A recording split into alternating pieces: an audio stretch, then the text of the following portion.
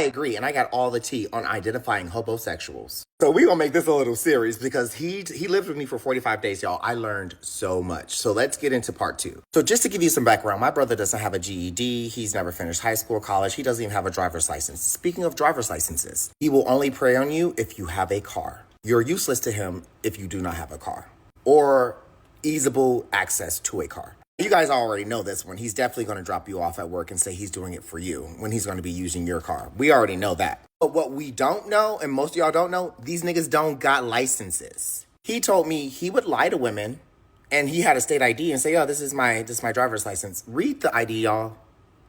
It says state ID.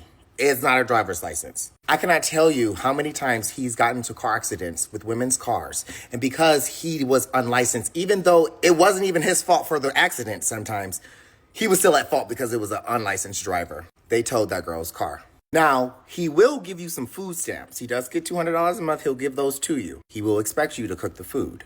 But he will clean your house spotless. If a nigga comes to your house and starts cleaning it spotless, be aware. He told me he would clean to impress women and like show them that like he's a man, right? He's cleaning, he's helping out. And most women get impressed when men clean because most niggas just don't clean even if they got jobs. Knowing that, he makes sure he cleans because he know he is never gonna have a job. So he's gonna give you his food stamps. He's gonna clean your house up and down while you're at work. So you will feel bad by feeling kind of used if you say, hey, you're not helping out with any bills. It's his narcissistic way to justify, hey, I'm doing everything for you while you're at work. I'm cleaning. He may cook here and there too for you, especially if his spot is on the rocks. Oh, one thing I have to remind y'all, they always have backup bitches because at any moment, y'all get tired of them and then they need another spot. So they always have backup bitches. That's what he called them, backup bitches. So I'm going to say this.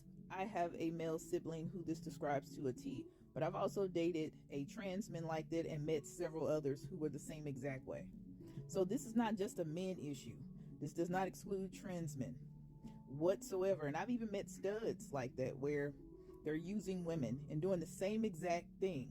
So if you think I'm gonna not date cis men and get away from this and go into trans men or studs or whatever, you cannot turn your discernment off.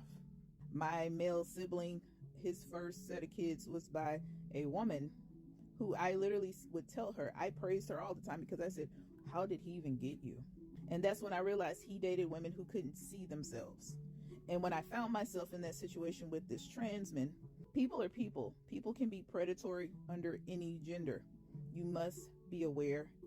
And if you feel tired, if you feel like, oh my God, I'm just lonely. When you're hungry, everything tastes good. You go to the grocery store hungry, you buy things you don't need. The only thing is, those groceries staying in your house, you can throw them in the trash, but you move somebody in your house, they can become a squatter, and you can't move them out. They've lived there so much and they can prove, oh, now they have rights. You cannot afford that. You're going to find your life pretty jacked up doing this kind of stuff. And that's what keeps me from ever even having curiosity, because you know what? I can't afford it. It would cost me over $20K. Seriously, you have to think about, I need legal this, I need to get this psychologist, I need to do this, I need to go on a retreat, I have to do all these things. I think about how much money is this going to cost me? And that keeps me good, because the thing is, a lot of people say it's not about money. No, but I like my quality of life. I like the way my life is going. I like to be able to get up when I'm able to and do what I need to do. If I need to contract somebody good, you pay all their bills like they're your child. But your child can't even stay with you, who's in their 20s and 30s, to get their life together. That is hypocrisy on 1,010 right there. I don't understand you all. And the thing about it is, for me, I don't like people who hurt me. I don't like people who don't value me, because I come first for me. I'm not gonna settle.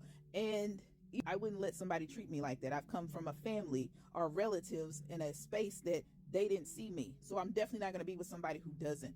That's the thing. When you break that chain and you untether yourself, that's how you really know you're healed, because you will not even entertain this stuff. You'll be like, oh, okay, and keep it moving.